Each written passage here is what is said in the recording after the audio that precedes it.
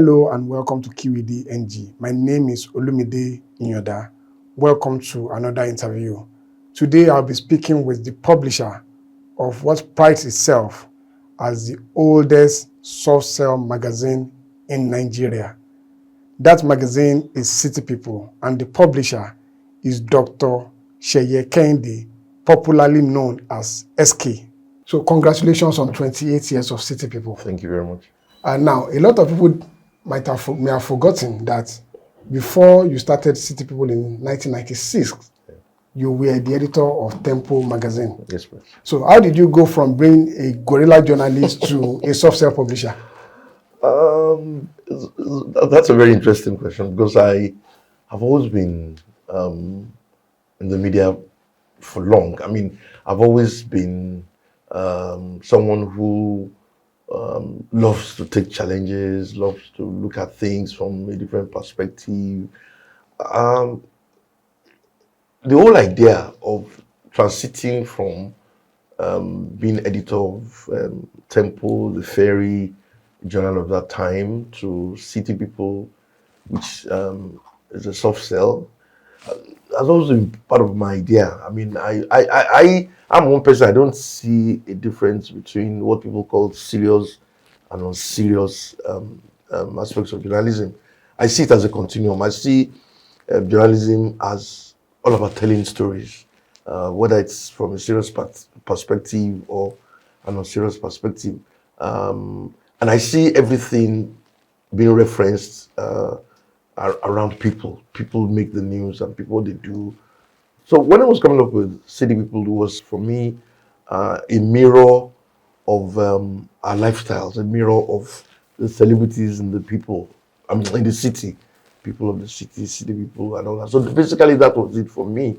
And of course, even at that time when Tempo came, I was a child of circumstance, was a child of that period that came because of the challenges that we had with the military at that time. And we practically did the same thing. It was just that Tempo was more like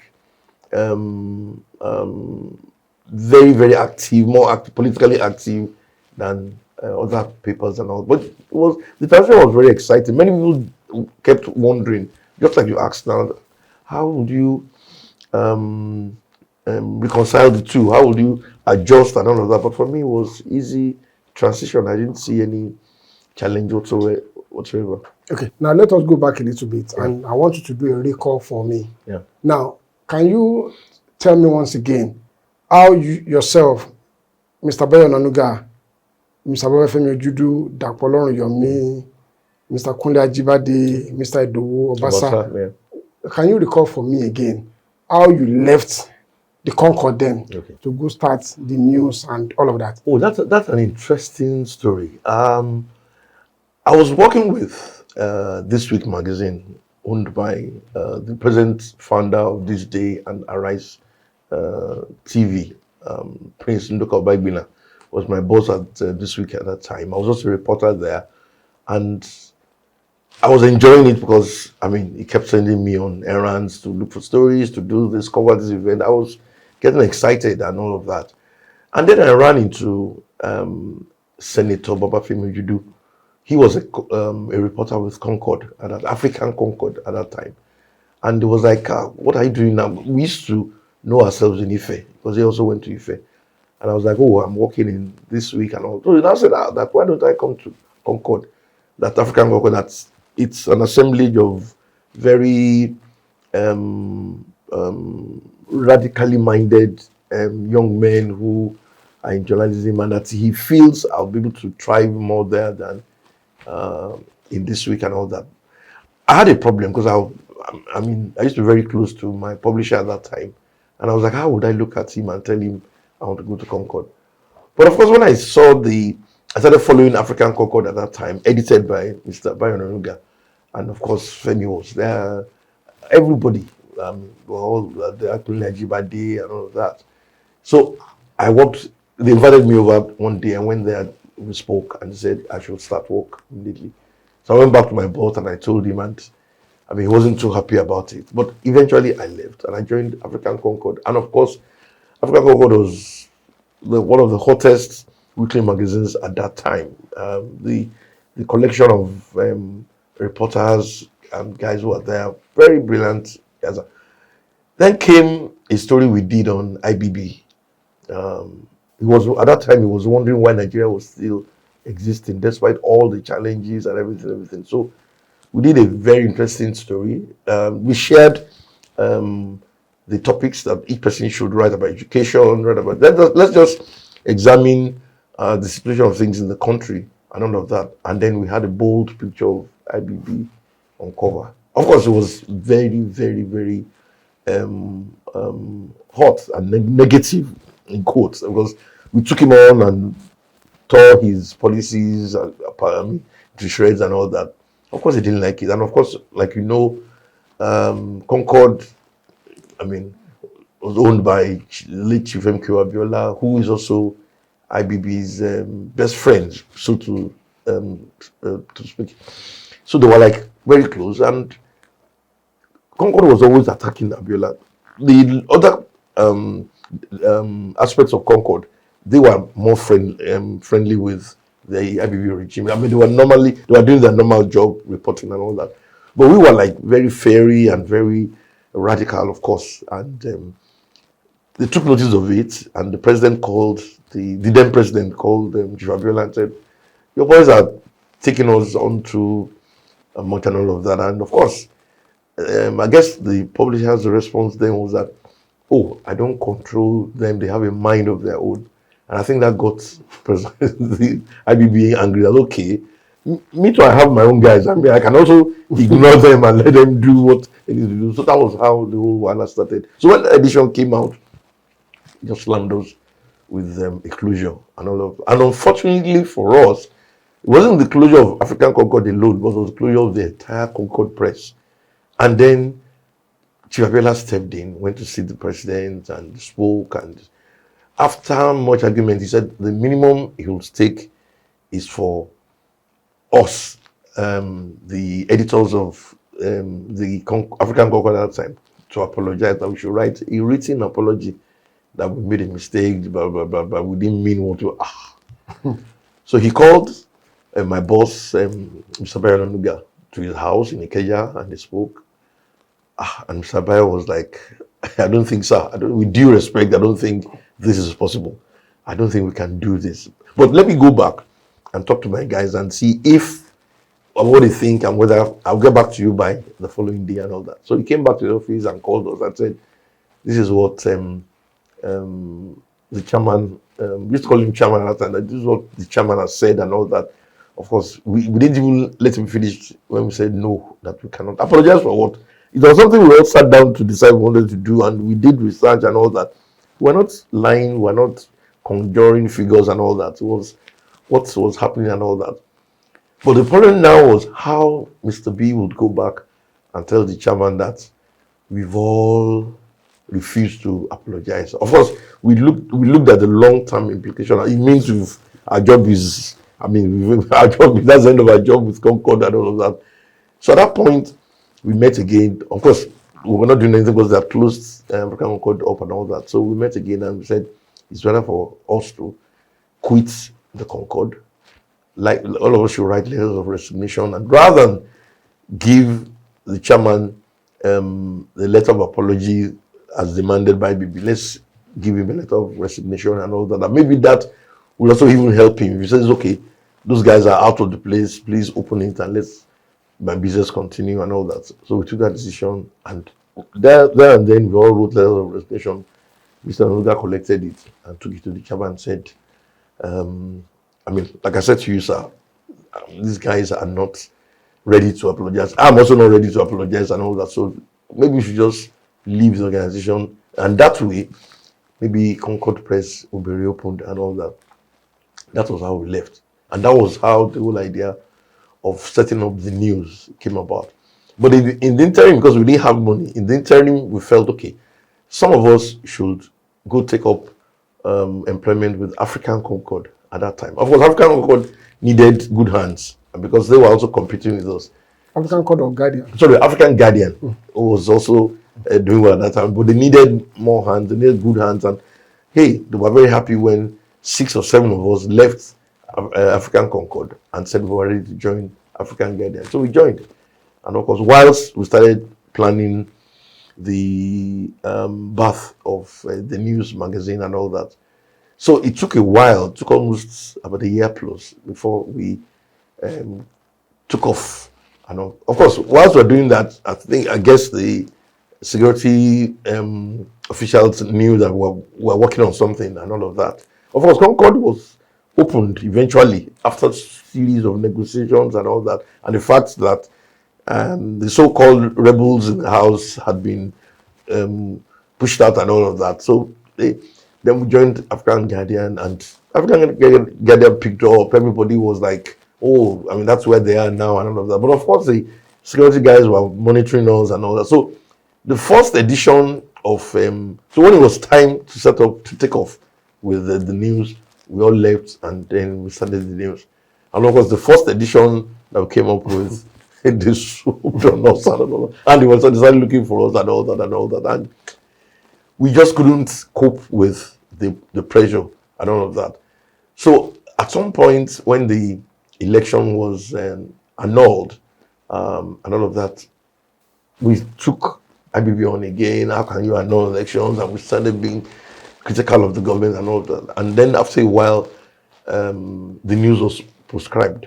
And then we had to go on the ground and we had to start Tempo. Of course, Tempo was easy to produce, just 16-page black and white paper. And then we were always coming out with it. And it was also very easy to print, less than 1 hour of running the edition out to carry it.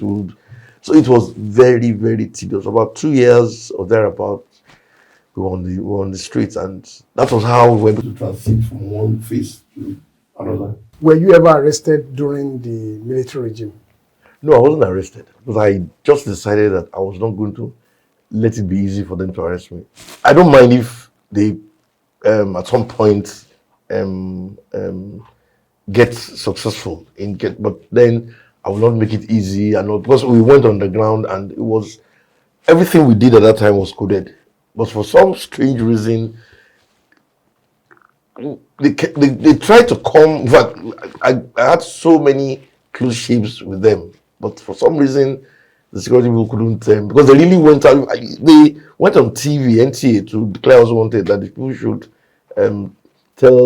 give them information as per our whereabouts. So after looking for us about 2 years, 3 years, they actually concluded that we were printing at the American embassy, which was, and of course everything we did at that time was around that Ogba axis, and it was just that we were very, very, very coded in everything we did. And there are times I sit down and I look back and I'm like, what point were we trying to? Because it was very, very, very, very tough and very risky. And because they would come for us, they would go to where we print, and there have been so many close encounters with them that for some reason they didn't know who I was, they didn't know what I looked like. So once or twice I walked past them and they didn't know I was the one. But it was very, very tough, I must confess. Is it true that MK Abiola was one of the financiers of the news? No, at all. Not at all. Because we were not happy. He was not happy with us and we were not happy with him at that time. So we had to look for independent sources and all of that. So, but not MK, because he was very angry. He felt he could call us and say, apologize to my friend. The way he looked at it then was, apologize to my friend. But we looked at it as professionals, that how can you write a story, produce an edition, and say you are sorry about it? What's that to be sorry about? All we were saying was that Nigeria was not being run properly, and that the economy was bad, politically everything was in shambles and all that. And we believed what we wrote about. And then there was a general prologue written by Mr. Onanuga talking about, why the president would think that way, that why is Nigeria still surviving despite all the enormous challenges facing the country. Now, I said to you earlier, you are one of the very few members, very few people from that crop of journalists, from those who started. You are one of the few, if not the only one, that is still very active. Okay. I call you the chief reporter of City People, because you write stories, you do interviews. I do not remember if anybody from that your group still does that. I'm not saying that they are not involved in journalism one way or the other, Why do you still do that? Because of my own attitude to journalism. I'm very passionate about what I do, and maybe unlike a few people who went into it or found themselves in the media out of not having something else to do, I decided I wanted to be a journalist, and I decided I wanted to be a good journalist and all of that. So I put my mind to it. I put all I had to. Then up to today, I still see journalism as maybe like what do I do? What do I say now? Like leisure. I take it in my strides. I don't see it as stress. I don't see it as work. All I see is somebody doing what he enjoys doing. I mean, I could write from now till tomorrow morning without. Perhaps looking back again, I had a bit of influence from some of my lecturers in Ife at that time because I studied history, political science. I used to have my favorite lecturer then, Professor Toyi Falola. He also is very passionate about, and I think I learned that from him that if you're passionate about anything you do, you probably succeed faster than somebody who is not quite focused and doesn't even know why he's doing what he's doing and all of that. So what I do, writing, editing, reporting, gives me great joy, gives me pleasure, gives me I get excited about it. And for me, when I see stumbling blocks, my own is how do I scale this stumbling block and get on to doing something else, basically. Okay, now tell me, what were the challenges starting 2018? How old were you when you started City People? I must have been in my 30s, I think. Yeah, my 30s, my late 30s. Yeah. It was very challenging. It was very because I didn't have the required funds. All I had was an idea, which came to me when I was an undergrad in Ife, about setting up a paper that would be about people, about the good, the bad, and the ugly part of. I had a faint idea of what I wanted to do at that time, but of course, I never believed that it would come to pass, and then I just kept at it, and then I had a friend who was like my classmate at Ife, and he was always reminding me because I used to discuss with him then that I saw a vacuum in the industry that we could fill, blah blah blah. So he kept on reminding me that when are you going to be able to put your ideas into bring it to life and all of that. So in 1996, I came up with City People, and since then we've been at it. It's easy to say since then we've been at it, but it's not been that easy. It's not been easy. It can be easy. What has been the most challenging part of Funds. I didn't have enough funds to even to take off. There was no. I mean, how do you? I'm talking in 28 years now. Oh, yes, funds, because the economy kept getting bad. Kept getting bad. Because to print, you have to pay. To do color separation, the process at that time was paying salaries, funding coverages of events, and all of that. So I would say the biggest challenge has been funds, because the economy we started off under the military dictatorship of Sonny Abacha at that time. Everything was, then of course the economy kept sliding. The different leaders that we've had. So even when you have the money, it's just that the good thing about it is that when we came out, our readers accepted us, and of course, you know how it is. Even the process of running a media house, a print media house at that time, was also very tedious. I mean, you give vendors magazines free, they come back to pay. Half of them will not pay. You have to pursue them. People give you adverts. They'll tell you to give them 90 days before you start asking for payment. 90 days could go on to 6 months. And of course, you have to keep. So that process really created problems for many people. You find that the advertising payment is not coming in. The sales, then you have to send people around, especially if you circulate around the country. You have to send your marketing people to Kano, to Ibadan, to Enugu to go and collect. After a while, the economy got so bad that the money they spend to go collect what is due to us would have been, nullified by the amount they're going to bring back. Because at the end of the day, they're not going to bring back anything huge and all of that. And they also have to bring back the unsold copies. So the operational process was also very tedious. So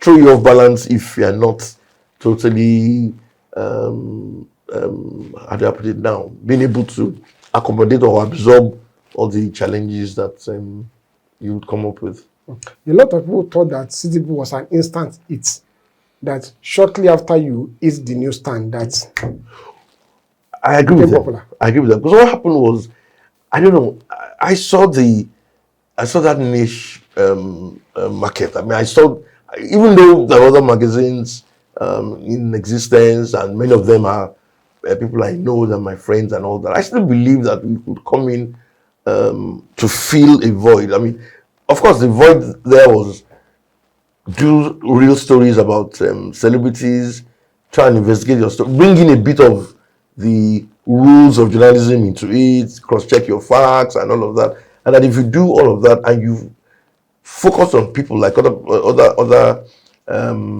magazines were doing, you could still find. So the approach that we came up with made it an instant hit.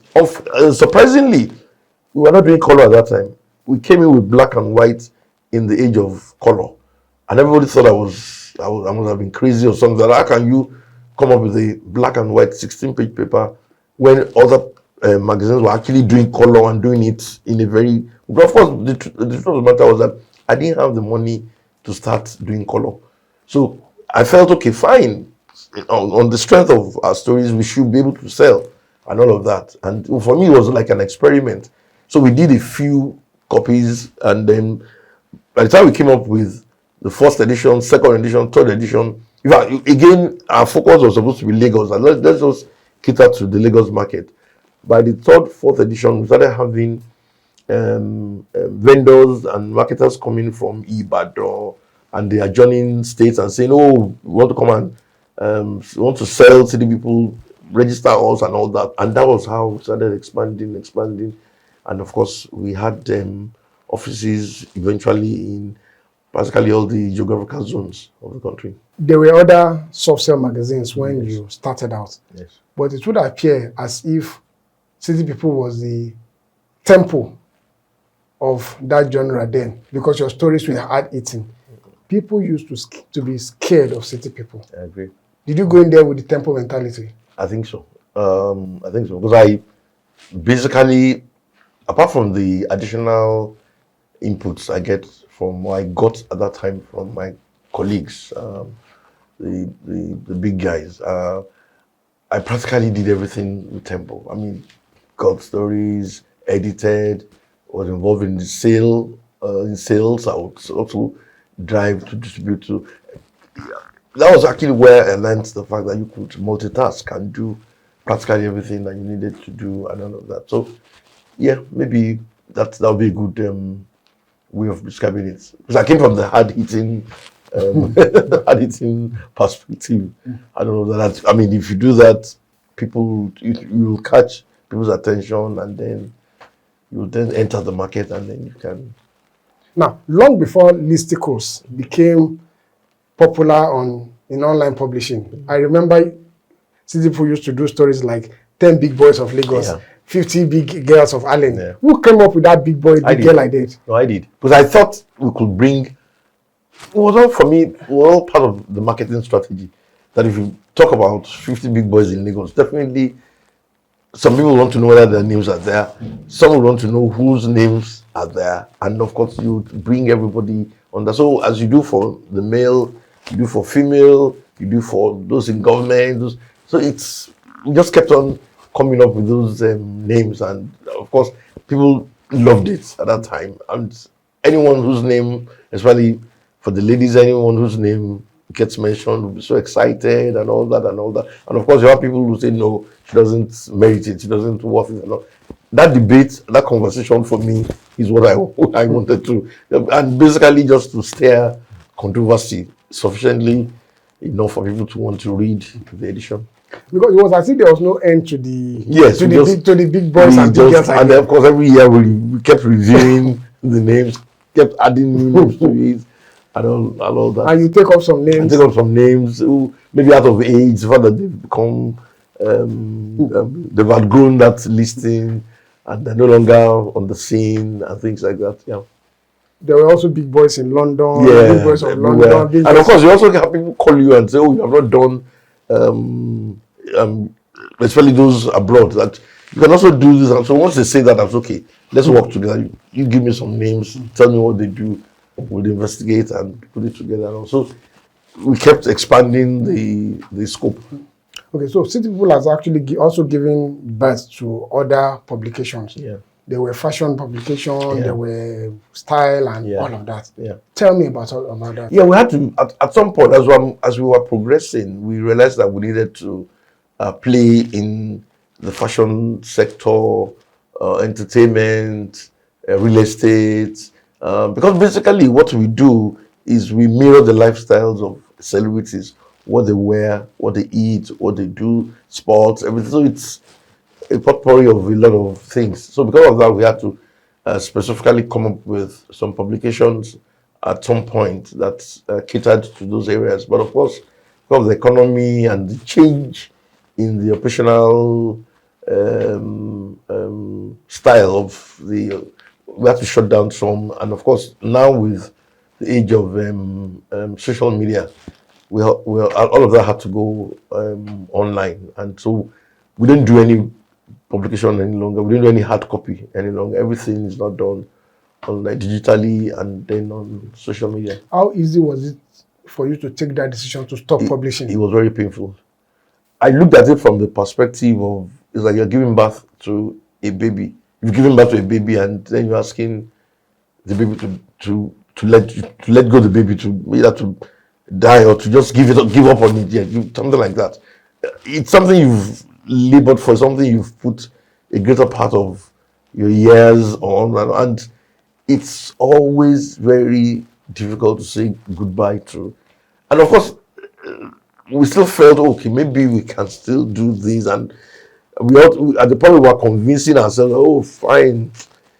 Some people still like the hard copy, but by the time we looked at the figures and the economic side of it, we knew that we were running at a loss. Not just at a loss, at a huge loss, because we printed every week and it's huge. Nothing was coming back in terms of returns. And I know that you can't, even if you borrow money from the bank, even if a big man gives you money and you keep printing every week and nothing is coming back and all of that, after a while you call it good. So at some point, we just had to step up, and then we decided to go digital, the editions. Of course, there are people who still like to hold their, but there are very few. There are very few people. They cannot sustain the business of that. And of course, the vendors themselves migrated from publishing to selling stuff on the streets. So you see them today. They're selling plantain chips, water, soft drinks and all that, because I know them. I got so close to all of them, especially in this neighborhood. So when I see them, I park and I ask her what's happening, and they tell you the truth. Newspapering or magazines sales can't keep them afloat, that they have to do other things. So they left that and they moved. So when I saw that, I knew that the days of printing was like getting to an end, and we just had to quickly take a decision. At a point, it was as if you didn't. Nobody knew you. People knew you by name, but they didn't know you by face. That was deliberate. Why was that? It was a business strategy, because when I was coming in, by nature I'm a shy person.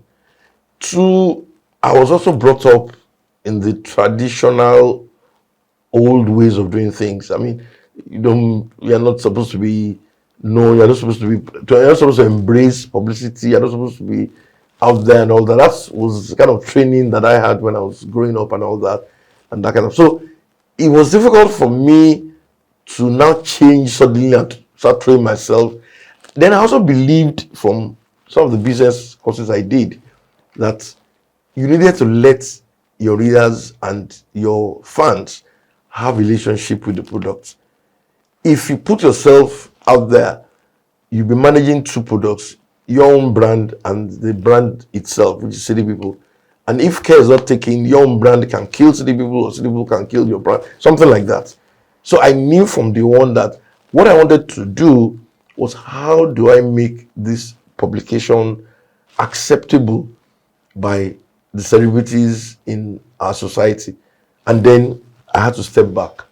And of course, I also needed to do a lot of work back at the back end. I needed to make sure that the stories are tight. I needed to look for how to balance out the stories, get materials, get facts. You can't be doing that at the same time, be out there, I mean, enjoying, going to parties. And again, that is not me. But lately, I've come to, but at some point, I realized that we need to start doing awards, we need to start doing shows and all of that. And because of that, I had to step out. I have to give welcome addresses at some of our events and all that. And then people knew who Seye Kehinde was. And at that point, I knew I'd lost my privacy to an extent. Up to the extent now that you even participate in social media challenges. I'm going to give you one that I found interesting. Okay. I think it was for your birthday. Yeah. When your staff did, Mr. Seye once said. Okay. Do you remember that? I do. Now, well, I asked that because we were saying something about transitioning from print to social media and to online. Yeah. That also means that even your own personality too has to change. I agree. Totally. It had to reflect what we do right now, which means you're also appearing like this kind of interview. Yes. That wasn't something you would have done. You're right. In the past. In the past, yes. How easy is that for you now to be this Seye Kehinde that is now out there? Well, I've adjusted. It's become part of me. I will do it because I know that it's part of what I do for a living. It will help the brand. Anything that will help the brand see the people out, I'll do. Especially if I know that that is what is in vogue right now. Covering of events and people saying, please attend my events. I've also come to adapt to that because I'm really not a party person. I would rather be in my office, dishing out stories and all of that. But when I got into this new life of people telling you that not only am I inviting you to cover the event, I want you to be there personally. Of course, I realized that for some of them, yes, it's because they also want to associate with the brand and the success of the brand. So I have to adjust. So there's so many things I've adjusted to, which ordinarily I would not have done in the past. With the rise of digital media, so how has city people now adapted to the consumption habits of the readers? Yes, we've been doing a lot in the last, like say, 5 years. We've been trying to find our feet within that structure. We've also tried to activate all our platforms and we do a lot of that now. Digital publications. We don't do print, the hard copy any longer, so all concentration is online. And then we also cover events. We do programs and all of that. And of course, that's basically what we try to do. We've been able to adjust, we've been able to identify our own areas of focus and all that, and we do a bit of that. And I can say successfully that we've been able to transit to that platform, and then we're looking at other opportunities that exist that we can tap into. Now, let me do something like an unsolicited advert now. I know that I monitor your social media activities, and I see that City People is practically everywhere. There's hardly any events that you go these days that you do not see someone from City People. They're covering it real time. And if you go to the social City People Instagram pages, you see that those things are updated. And if you check the views, you see that the views are quite impressive. And I'm saying that for Instagram. I know that I monitor Instagram and YouTube because that's also something that we do a lot here. How does that make you feel? How have you been able to put that kind of structure in place so that you are practically everywhere? It makes me feel good. It makes me feel, when I get feedbacks like this, I feel happy. Because you know how it is. You put everything you have into it, all your efforts, time, energy, and all of that. And if it doesn't come out well, it also makes you feel bad. But to the extent that we went into it with this back drop off, we just cannot afford to fail because we don't have any other thing to do than this job.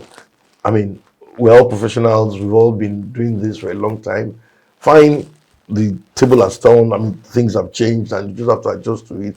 So I believe that with the amount of corresponding amount of energy that you put into the print, if you also put it in what we do, it would also help. And of course, we will, like I said, we will also be able to segment the market to see that, okay, fine, what can we do comfortably, going by what we've been doing for years and all that. So we realize that society is key, politics is key, entertainment is key, and of course, look for what will also excite the youth population. So basically, that's what we try to do. We don't try to do too many things and just concentrate on a few areas that would also not make us thin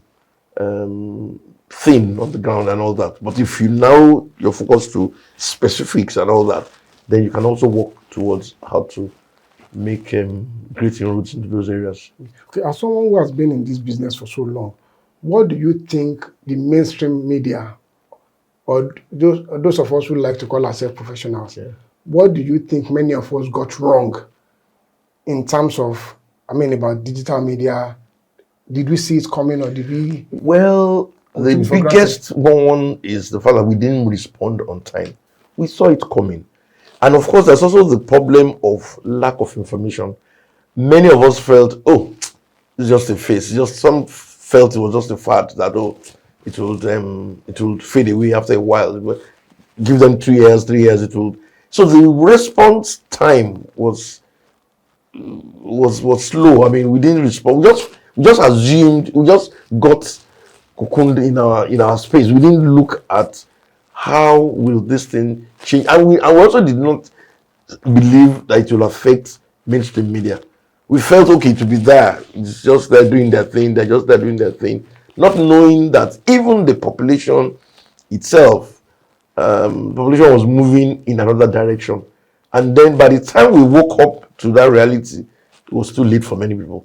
And of course, because it's not just waking up and responding, you also have to get yourself educated, know what the nature of the challenge you are being faced with, how can you key into it, in what direction are we headed and all of that. But once we kept living in self-denial, let me put it that way, that it will affect us. People continue to read, whether they like it or not. And then for a very long time, a lot of the print people looked at things that way. So by the time they realized that, it was dwindling, leadership was dwindling, and of course, the generation coming behind were no longer reading the things that a lot of us felt they would read and all that. And then, they wanted, again, we live in an age of video, an age of photos and all that.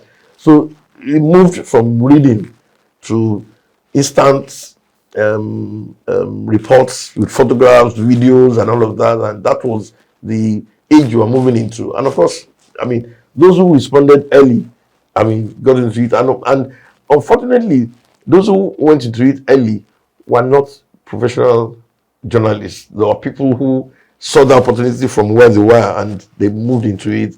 And of course, these days, you don't have to be a trained journalist to play in that space. So many of those who played in the space or went to do it at the early stages were not professional journalists. I remember one of our friends who went into it and all that, and I was telling her about libel, and she was asking me, what do you mean by libel? What's libel all about? I was shocked. This is somebody I respect so much. We were just talking, and I said that the issue of libel, and she was like, libel, how? Of course, she's not a trained journalist, so I understood where she was coming from, and I saw the problem that the industry was going to face. That when you have practically everybody moving into that space, coming to terms with professionals and all of that, it will definitely show, and it will definitely create problems for the professionals who are into it, which has happened. Do people still fear city people? The fear is not like before, because like we were discussing before the commencement of the interview, the power of the media has been totally, it has been dwindled, because we used to talk about mass circulating. The mass is not there. The mass is online. Now, We're talking of instant hits is online. So unless the media, or unless the print media, or city people, and of course other print media outfits quickly recognize that, and I don't know what phrase to use. That you fight back or to reclaim what was that. But I don't know how that can be done now, because I mean, people don't need the media. I mean, one popular actor told me this. He said, I mean, the actors, star actors, and many of the celebrities don't actually need city people. That once they have a good phone and they have their followers keyed into it, they can talk directly to, and that's why it hit us badly, the advertising side of it, because before now, people used to do adverts 3x2, 6x2, and all, and we had that. In fact, we used to reject adverts and all of that. But suddenly, because we did not respond on time, we realized that many of those who own those shops and those businesses were speaking directly to their clients through their phone. And of course, if they have new outfits, they showcase it. People would call, oh, the yellow one. They do all the transactions on the phone, and then of course they pay on everything. So, do they really still need the media? No. So we don't have that hold. We no longer have that hold on society. But what is also happening is that many of the media houses are looking for how to still continue to be relevant in the scheme of things. Basically, many of our celebrities, either in entertainment, either in society and all that, can actually speak directly to their followers. Because if you love a particular actor or actress or society person and all that, you can actually go to the person's page, follow the person, and then whatever he does, you read. So you don't need to go and buy city people or go through a particular paper. So, and that's the problem that even the daily papers are having. Most of the stories are coming out with tomorrow morning, you've read today. So, and of course, once you pick one paper, you've seen what is in all the papers. So basically, it's the same headlines, similar headlines of the same event and all of that. So it's a problem. So the earlier we'll take that into consideration and look for ways of still making sure that we are relevant in the scheme of things.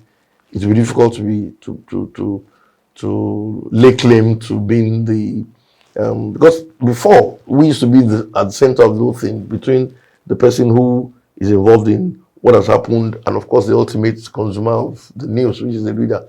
But now you can, I mean, if anything happens in 5 minutes, I mean, it's online already. So now you having to battle with, how do I follow the story? I mean, like the story of the lawyers who are fighting and all of that and all that. Under 24 hours, all the stories, videos, everything flooded social media, and there's nothing you can write again that is not already public knowledge. So it's a problem, a big problem. Okay. Finally, now it's been 28 years. Yeah. Now, is there a story or a milestone that you say, okay, look, if I look back, this is one thing that will define the legacy of city people? A story or a milestone? I can't say there's a story, because we've published so many stories in the last 28 years. When I look back, what makes me happy is the fact that when you run into people, they will tell you, "Oh, I used to have known people for a while."